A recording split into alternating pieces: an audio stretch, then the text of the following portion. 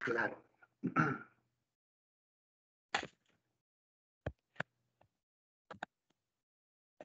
Está grabando. Bien. Ya vimos las características, propiedades generales de los gases. Introdujimos un poco al concepto de presión, que es una variable fundamental en el estado gaseoso.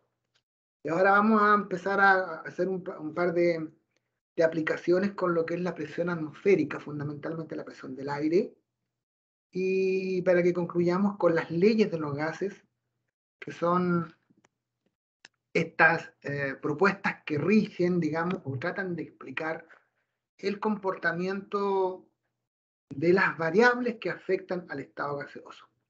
Y las variables que afectan al estado gaseoso fundamentalmente son tres. ¿Cuáles creen ustedes que son? Las magnitudes. ¿Cuáles pueden ser que influyen en el estado gaseoso?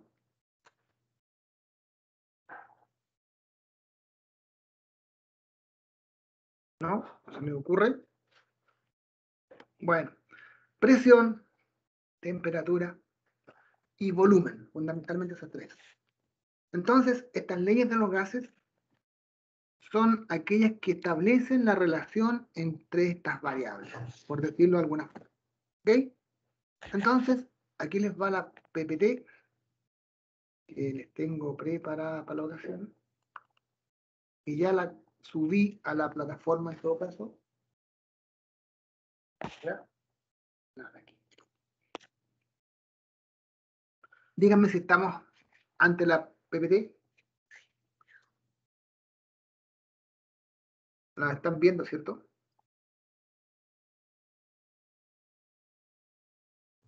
Sí, profesor. Ya, vamos con estas leyes de los gases. Primero, hagamos un alcance a lo que se entiende por presión atmosférica.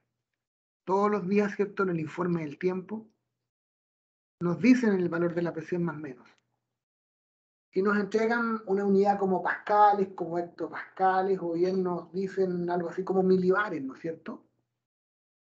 Y fíjense que los frentes de mal tiempo, por ejemplo, están asociados a altas presiones o a bajas presiones. ¿A cuál creen ustedes? Cuando llueve, cuando hay viento, ¿hay bajas presiones o altas presiones? Fíjense qué importante esa relación. Presiones del aire, me refiero. Traten de dar una mirada al tiempo, se van a dar cuenta. Bueno, se los puedo decir, pero obviamente, ¿cierto? Los frentes de mal tiempo están asociados a bajas presiones. Y cuando estamos en enero, en verano, ¿no es cierto?, tenemos presiones más altas. ¿Y cuál es el parámetro para decir alta o baja? El 760. 760 milímetros de mercurio, lo que es lo mismo que 1013 milibares,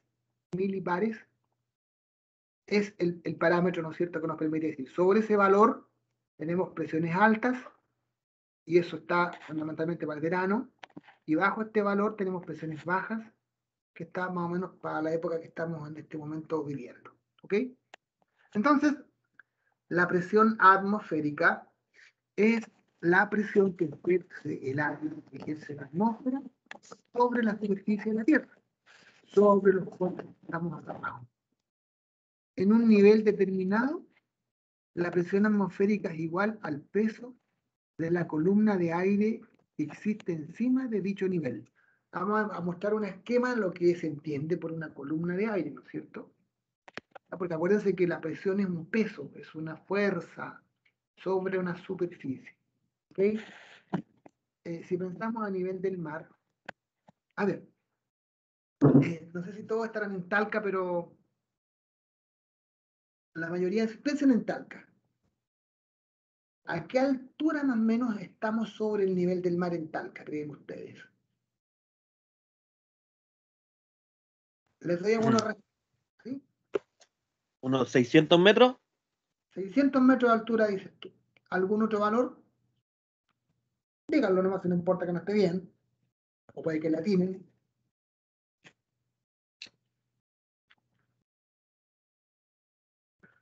¿no?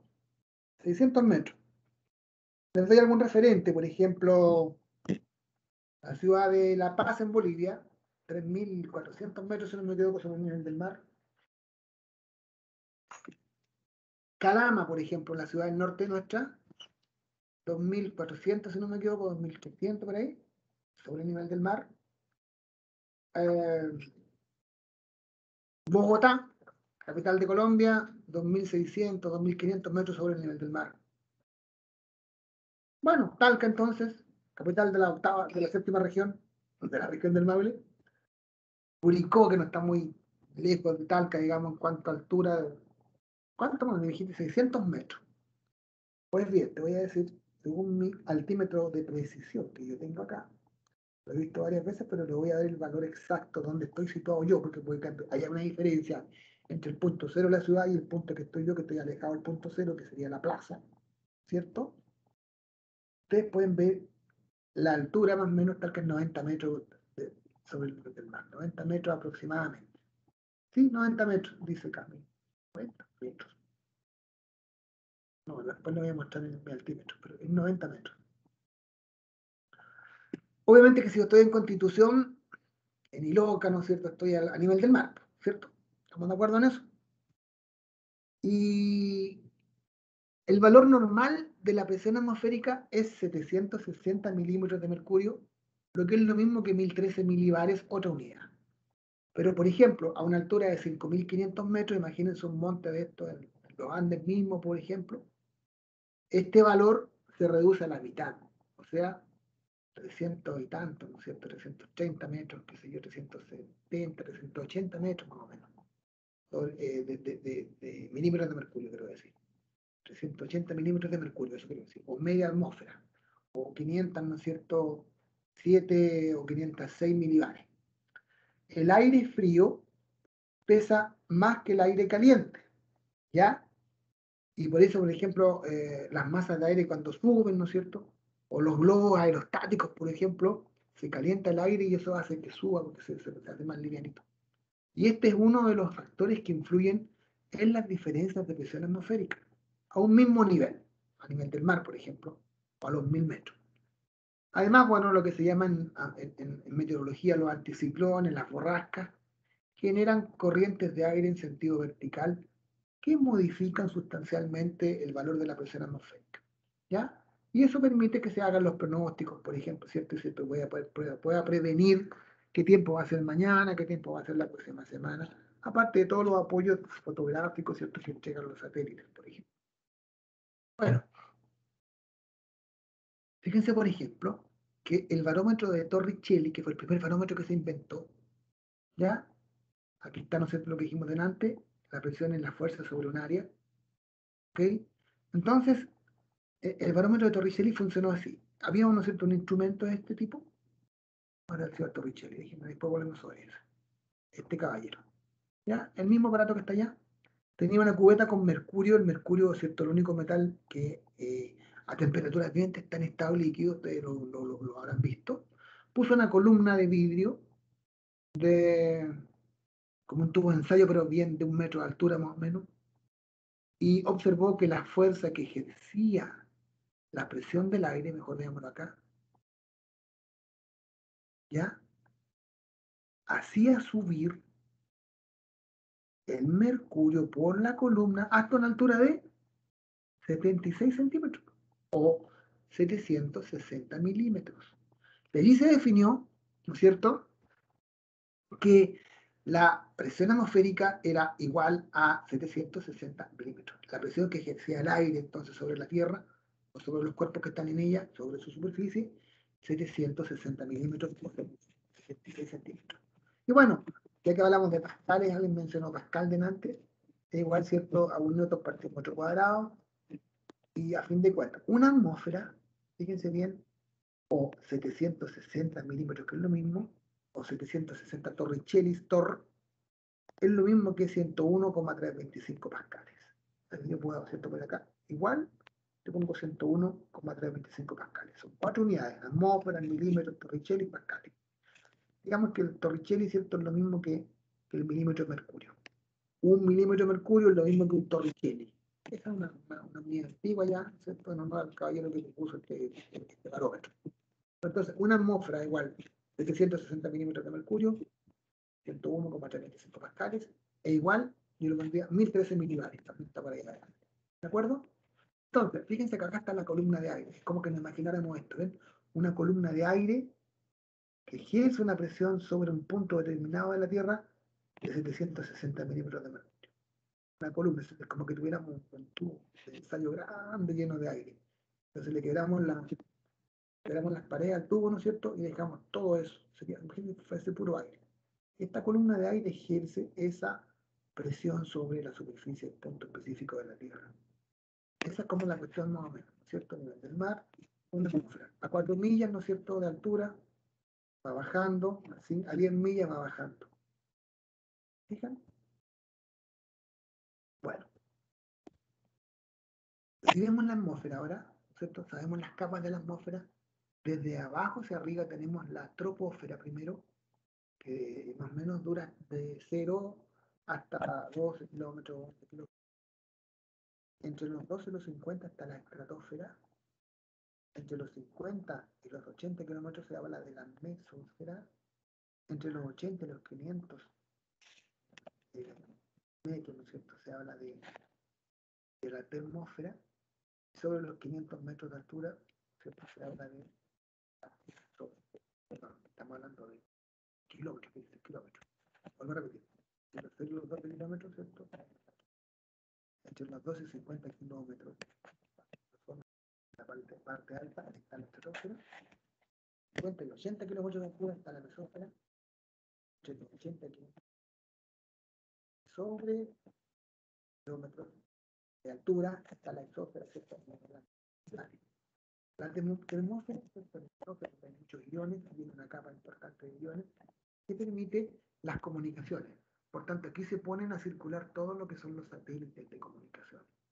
Nos permiten, ¿cierto?, predecir un tiempo, que nos permiten la comunicación de las noticias, que nos permiten ver, ¿no es cierto?, un evento que está ocurriendo en Europa en este minuto, y los europeos nos pueden ver a nosotros, qué sé yo. En la troposfera, ¿cierto?, se desarrollan prácticamente todos los fenómenos climáticos que afectan nuestra superficie. Todo lo que se ve bien.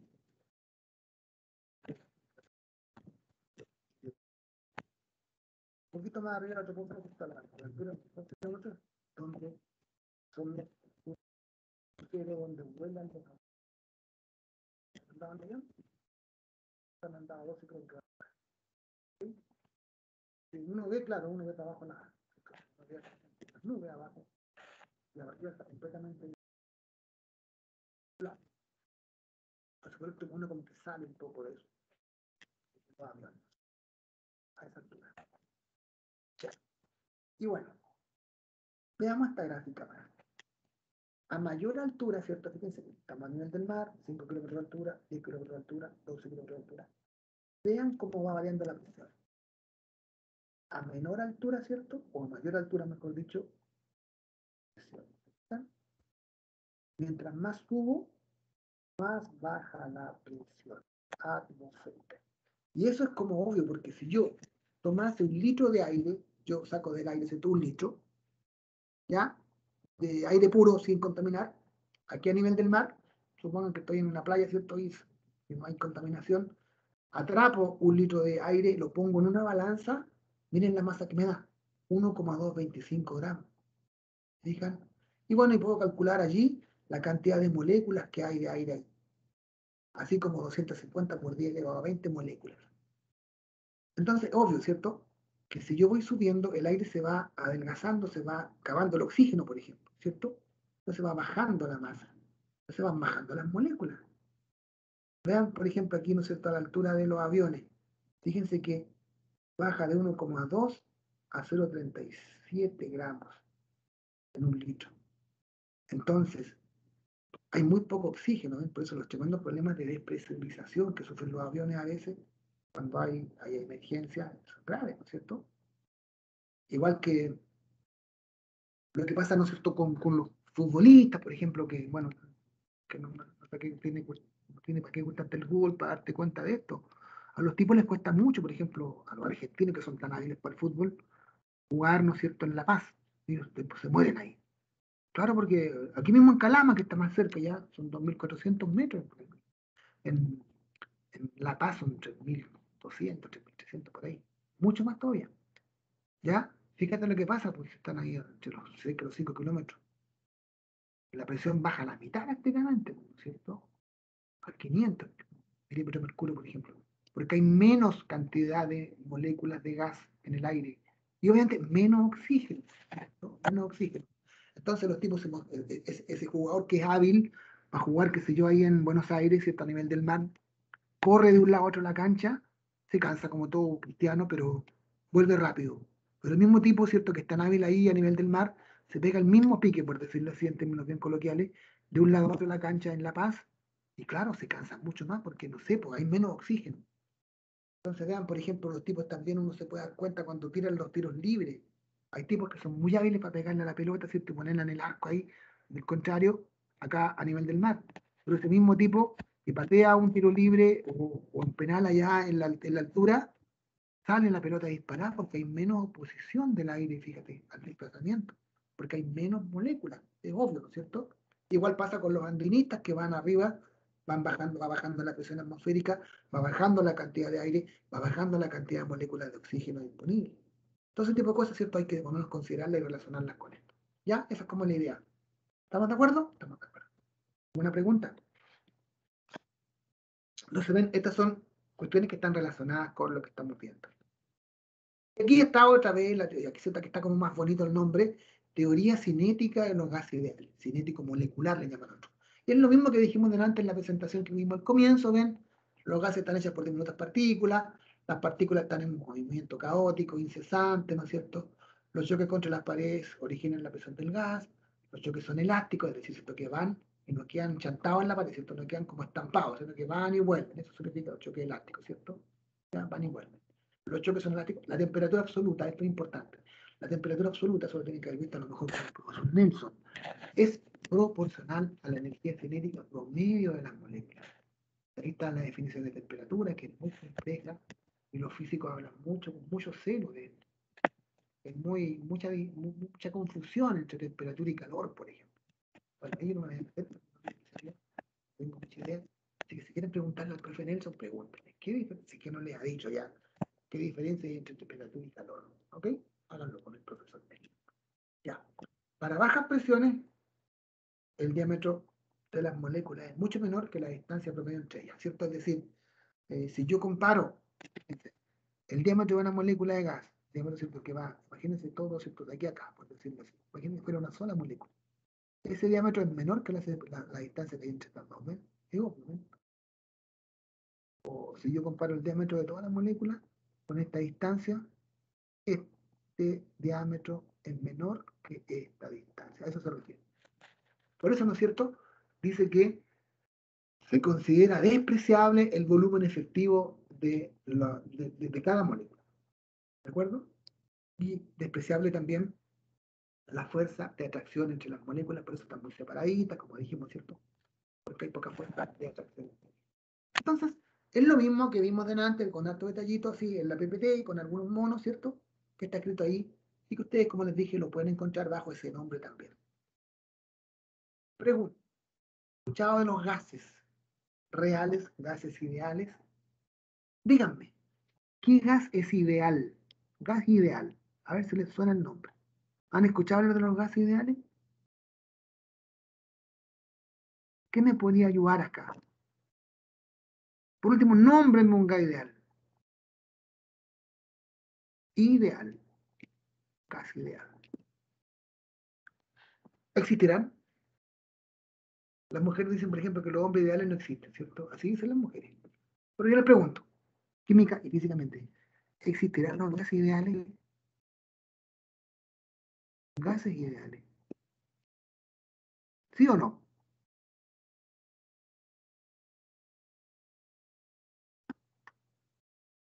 Bien, vamos a otra pregunta. Dejémosla ahí.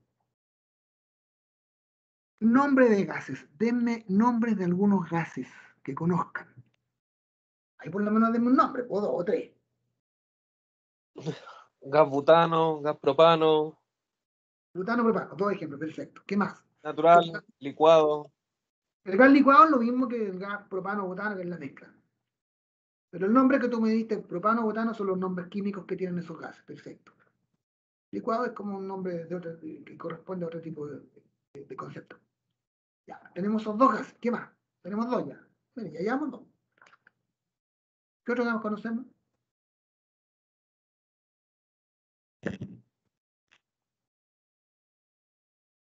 Tenemos que preocuparnos, profesores, de eso. Tenemos que enseñar esto. Nos van a preguntar nuestros alumnos, profesor, ¿cuántos gases hay? ¿Qué otro gas? O sea, que los cabros chicos preguntan más que los grandes. No, hombre, algunos gases, profe. Butano, propano, butano, propano. Hasta ahí no me voy a llegar. Otro gas que me digan el nombre. Vamos, hagan un esfuerzo. Los aerosoles, es que, no me acuerdo el nombre que tienen. Ya, pero el nombre químico, porque hay el nombre que ya, gas que está dentro el aire, ya, un aire. Pero ¿qué hay dentro del aire? Pensemos en el aire. ¿Quién compone el aire? Ahí tenemos ya Oxígeno, nitrógeno. oxígeno, nitrógeno, ya tenés dos más, ¿ven? Ya llevamos cuatro. ¿Te fijas que la cuestión va aumentando? Oxígeno, nitrógeno. ¿Cómo se llama el gas invernadero más importante que provoca el efecto invernadero? Que eliminamos la El respiración, ¿cómo se llama? El, monóxido de carbono. No, dióxido de carbono. el dióxido de carbono, ¿cierto? Que es el gas. Y el monóxido, otro gas. Ya llevamos como 6 o 7. Fíjate, ya en este minuto nombramos 7. Ven que hay varios gases.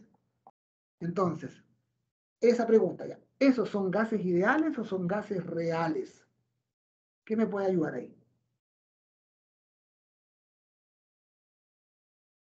Butano, propano, dióxido de carbono. ¿Real? Real. Ya, son gases reales. ¿Y de dónde viene el nombre ideal? Esta es la cuestión, chiquillos, chiquillas. Todos los gases que se les puede ocurrir son reales porque están, existen, tienen masa, tienen volumen, qué sé yo. Pero se comportan como gases ideales siempre y cuando, ¿cierto? La temperatura y la presión sean cercanas a las ambientales. Bajos valores, ¿correcto? Porque dice, todos los gases a altas presiones, 100 atmósferas, por ejemplo, y o bajas temperaturas, 200 Kelvin o menos, son gases reales, oxígeno, dióxido de carbono, propano, metano, nitrógeno, helio, qué sé yo.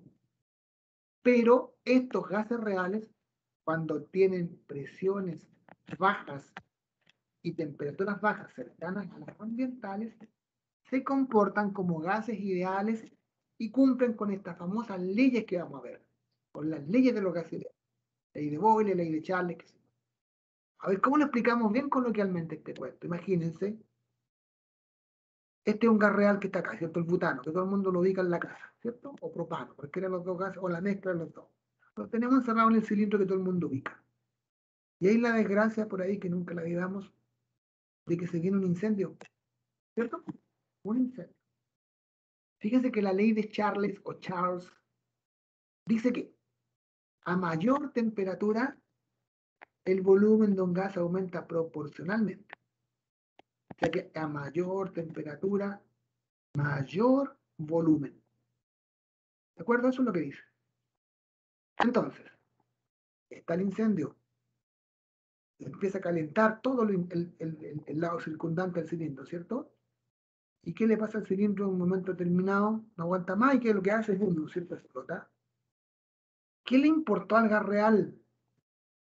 La famosísima ley de Charles, le importó la nada misma, ¿cierto? Él se comportó como lo que es, como un gas real.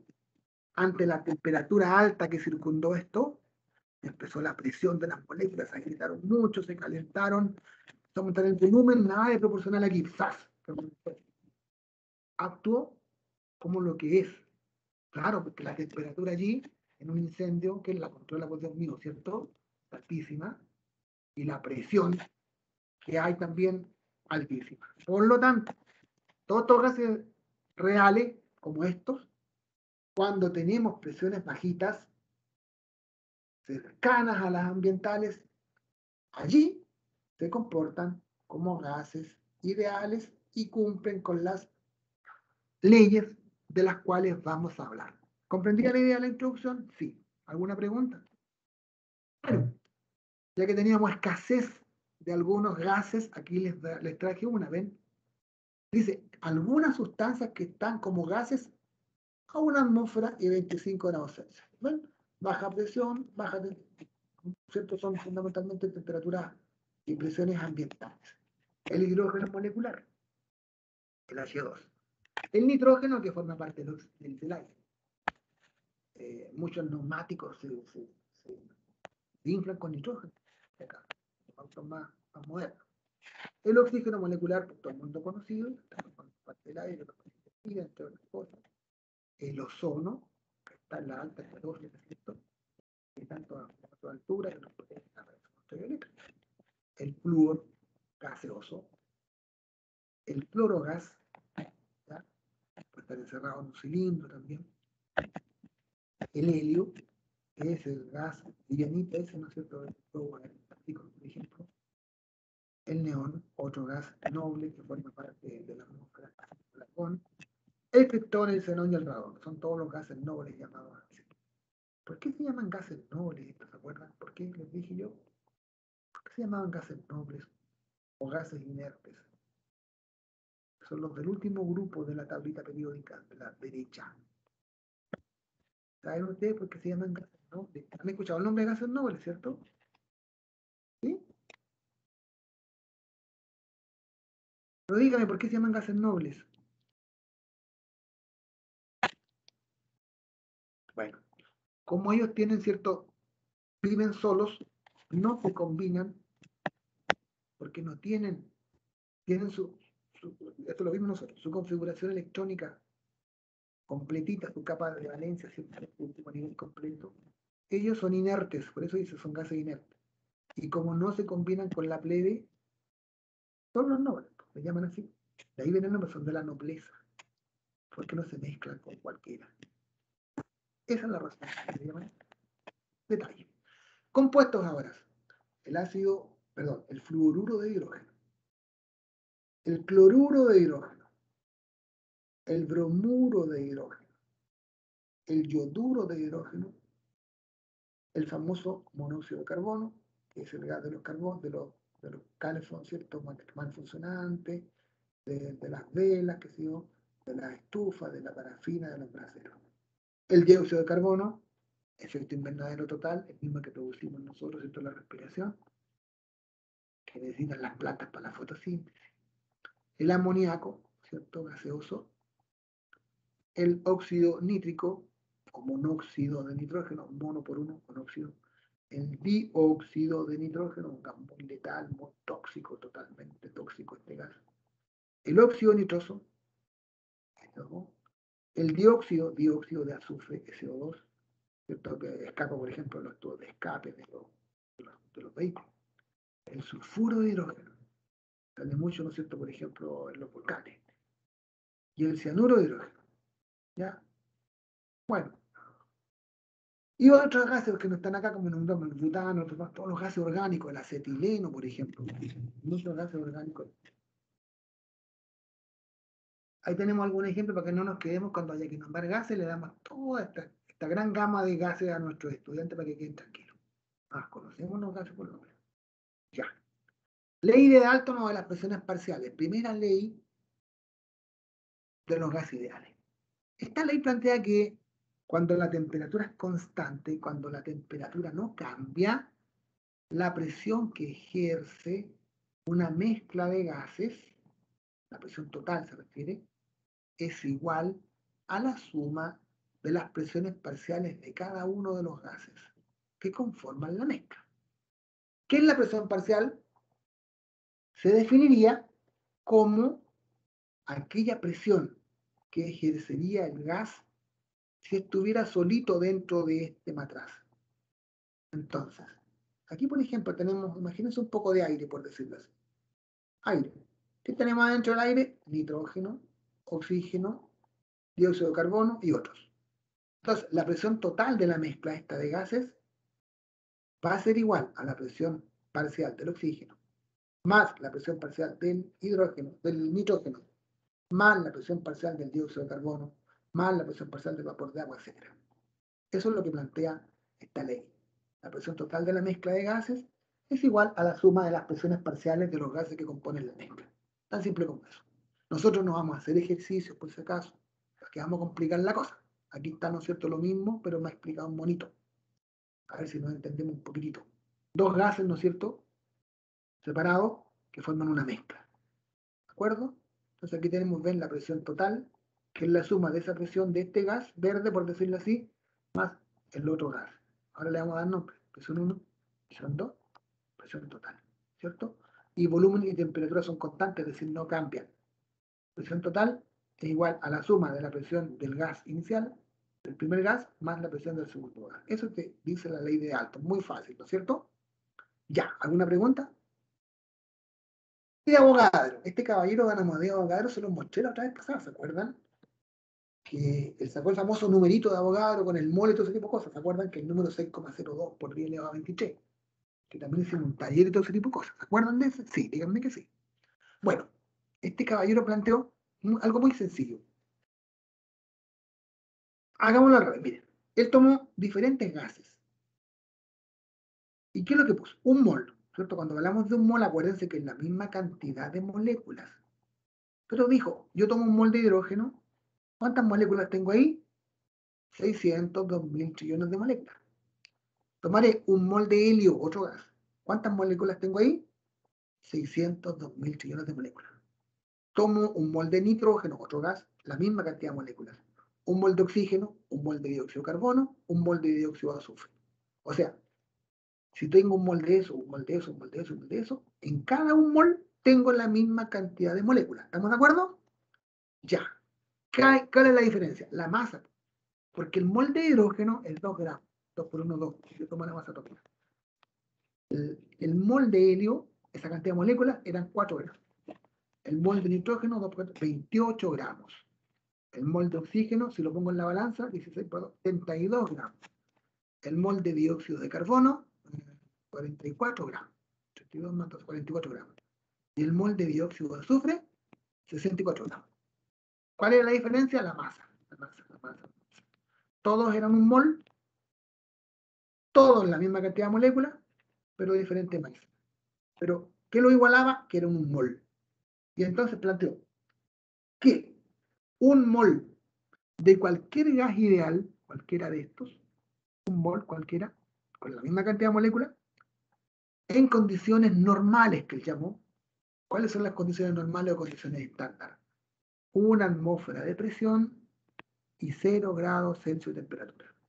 En esas condiciones, un mol de cualquiera de estos gases ocupaba un volumen igual de 22,4 litros. O sea que aquí, ¿cierto? Tengo, mira, imagínense, 1, 2, 3, 4, 5, 6 frascos iguales. Aquí tengo 2 gramos de hidrógeno, 602.000 trillones de moléculas. Un mol, una atmósfera, 0 grados, 22,4 litros. Un segundo frasco, ¿no es cierto? Con helio, 4 gramos, esa es la diferencia. Pero la misma cantidad de moléculas, la misma presión, misma temperatura, el mismo volumen. Eso fue lo que dijo este caballero. Bueno, aquí, ¿no es cierto? 2 moles ocupan el doble, 3 moles ocupan el triple, así. Eso es lo que planteó. Conclusión.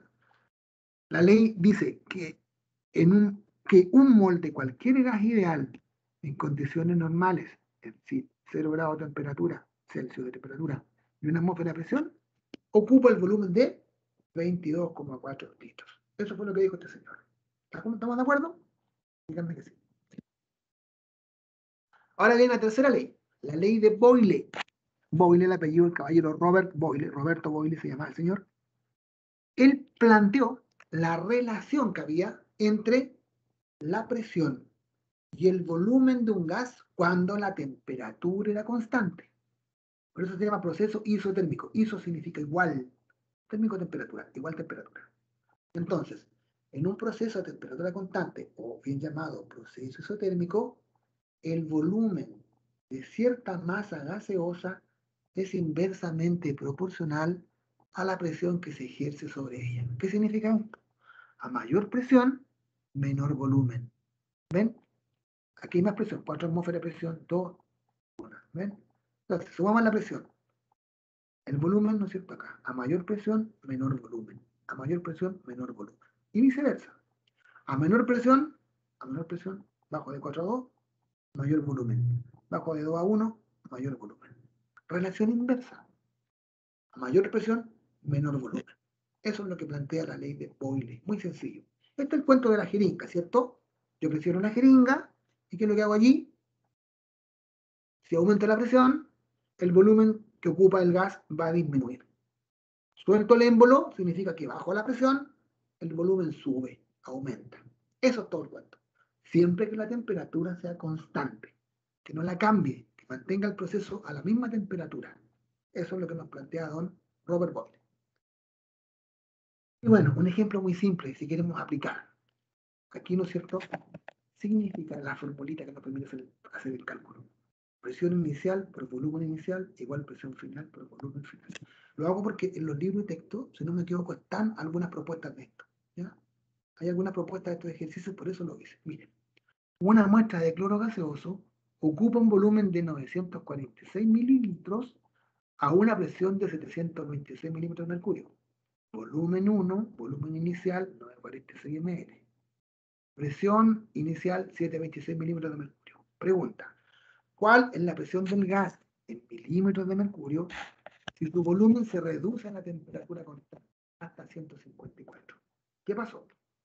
Si se bajó el volumen de 946 a 154, ¿qué pasó con la presión? Díganme sin mirar el... Si bajó el volumen, ¿qué pasó con la presión? Ley de Boyle. Para que bajara el volumen, ¿qué pasó con la presión? ¿Aumentó la presión? Aumentó. Entonces tiene que esperar un valor mayor, ¿cierto? Tiene que darle más que eso, ¿cierto? Veamos. Reemplazamos. Aquí tenemos los datos, presión inicial, volumen inicial, presión final, es la que ando buscando, volumen final lo conozco. Como el volumen bajó, la presión aumentó. O sea, tiene que ser más que 726. Veamos. El despejo de aquí, ¿qué es lo que ando buscando? La presión 2, ¿cierto? Multiplico eso por eso y divido el volumen que está multiplicando, divide. Presión 1 por volumen 1, reemplazo. 726, presión 1. Volumen 1, ¿qué es lo que es? Volumen 1, 946. Y acá, volumen 2, 154. Presión, miren cuánto subió, ¿ven? De 726 subió a 4460. Es obvio, es coherente esto, porque si el volumen bajó, es porque la presión aumentó. ¿Estamos bien? Así el cuento. Ya no pasamos más allá de un ejercicio como este, porque ya más allá no tiene sentido para nosotros, ni para nuestros estudiantes de séptimo año, pues chiquillos. Aquí nos vamos a complicar tanto. Pero esto deberían ser capaces de hacerlo nuestros chicos de séptimo, ¿sí? A eso está, pues está. Si no me equivoco, está, no sé, no he visto todo el detalle, pero creo que hay algunos ejercicios propuestos. ¿Ya? ¿Alguna pregunta sobre este ejercicio simple? ¿No? No. Buenísimo. Vamos a la tercera o cuarta ley ya. La ley de Carlos, digo yo. Ley de Charles. O no creo que sea Carlos, no sé, pero es Charles. Debe ser como medio francés. Pero bueno, la ley de este señor, ¿qué es lo que hace? Relaciona ahora el volumen con la temperatura del gas, siempre que la presión sea constante. Por eso dice proceso isobárico. Iso igual presión, isobárico. En un proceso a presión constante, el volumen de cierta masa gaseosa es directamente proporcional a la temperatura. Si es directo, significa que si una cosa sube, la otra también sube. Si una baja, la otra también baja. ¿Ven? Entonces, a mayor temperatura, mayor volumen. ¿Ven? Sube la temperatura para acá, sube el volumen. Es como lo que les decía antes. ¿Ven? Es obvio que cuando yo caliento un gas, empieza, ¿no es cierto?, rápidamente las moléculas a agitarse y tienden a expandirse, ¿no es cierto?, a ocupar mayor volumen.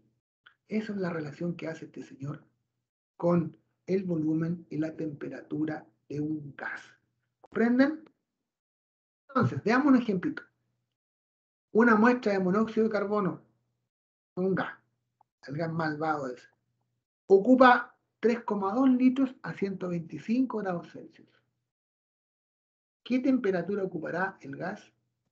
O mejor dicho, ¿a qué temperatura el gas ocupará un volumen de 1,54 litros si la presión se mantiene constante? Vean bien, inicialmente, volumen 1, 3,2 litros. Temperatura 1, 125 grados. ¿Qué le pasó al volumen acá? De 3,2 bajó a 1,54. ¿Qué tuvo que pasar con la temperatura para que bajara su volumen?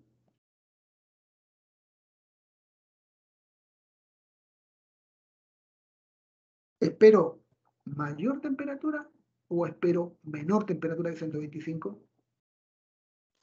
Menor temperatura. Claro, porque a menor temperatura, menor volumen. Entonces debo esperar, ¿no es cierto?, una temperatura menor que esto. Pero nos falta el malvado detalle. Va a bajar en grado Kelvin. Porque miren, la fórmula dice volumen 1 partido dividido en temperatura 1 igual volumen 2 dividido en temperatura 2. La condición es que la temperatura la trabajes en esta escala, en Kelvin. ¿Se acuerdan cómo se cambia de Celsius a Kelvin? Celsius a Kelvin. Eso lo tengo por ahí. Un poquito. No lo tengo, pero no importa. La próxima clase se lo voy a escribir. ¿Cómo cambio? De Celsius a Kelvin le sumo 273. Eso es lo que tengo que hacer. A la temperatura Celsius le sumo 273. 273. Por tanto, si usted suma 125 más 273 le va a dar eso. 273,15 a fin de cuentas. ¿Ya? Entonces, fíjense bien. Ahí está, ¿no es cierto?, el cambio. Temperatura 125 más 273,15 me da 398,15. Por eso es el valor. Volumen 2, 1,54. Temperatura 2, X. Hago el cálculo, ¿cierto? Temperatura 2. ¿Ven? Me da que dar volumen 2 por temperatura. Este valor que está dividiendo acá, ¿no es cierto? Perdón, este que está multiplicando va a pasar acá. Mejor dicho, tiene que hacer un cálculo. Este que está dividiendo pasa acá multiplicando. ¿Saben despejar esto?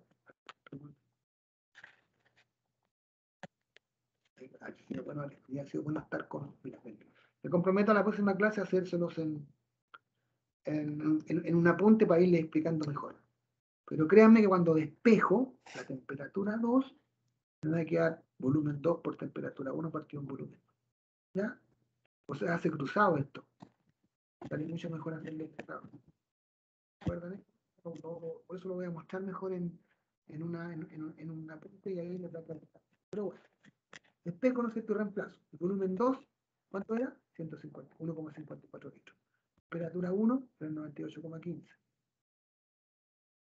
¿Cierto? Y volumen 1, 3,1 litros. Resultado, se van los litros, me queda 192 Kelvin. Y bueno, 192 Kelvin, obviamente es mucho menor que 398 Kelvin. Y esto lo puedo cambiar a Celsius también. ¿Cómo lo cambio a Celsius?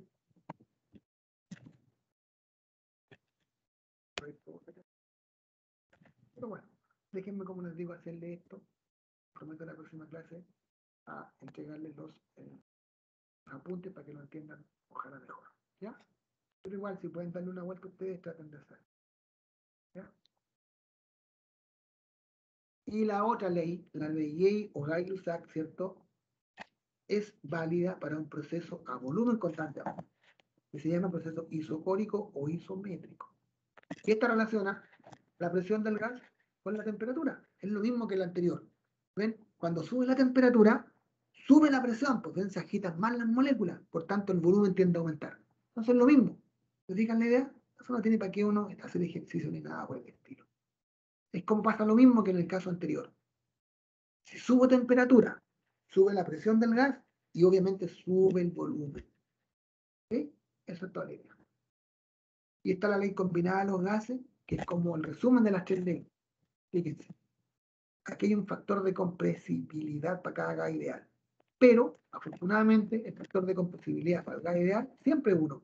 Por tanto, es como si este factor no existiera. Entonces me queda P1, B1 partido en T1, P2, B2 partido en T2. Imagínense que eso fuera 1, da lo mismo, ¿ven? Porque son gases ideales. Entonces, si yo tapo la parte de abajo, me queda la ley de Boyle, ¿ven? P1 por B1 igual P2, B2. Si yo tapo, por ejemplo, el volumen 1 y el volumen 2, me queda P1, T1, P2, T2, esa es la ley de Gay-Lussac. Y si yo suprimo la presión, ¿ven? Suprimo la presión, me queda volumen partido en temperatura, volumen en temperatura, y eso es la ley de Charles. Entonces, con esta uno se sabe hacer.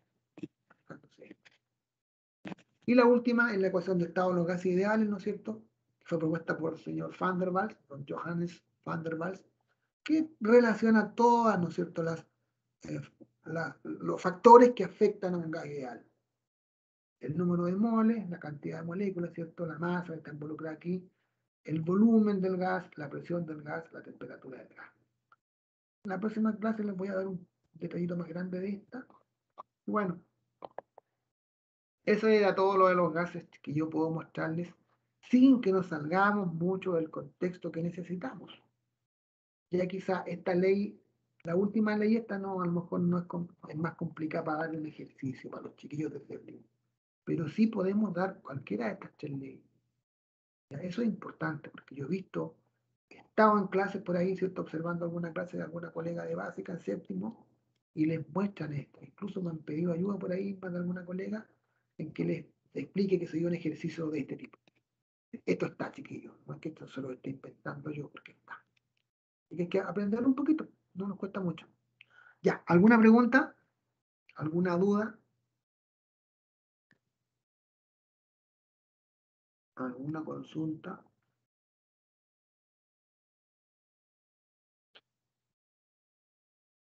Bueno, ahora sí queda acá grabado lo que le voy a decir. El otro día se los dije a los que estaban. Está faltando muchas clases. Ahora tenemos a Gonzalo, a María Camila, que siempre está, a Sofía también, ¿no es cierto? No sé si estaba la semana pasada.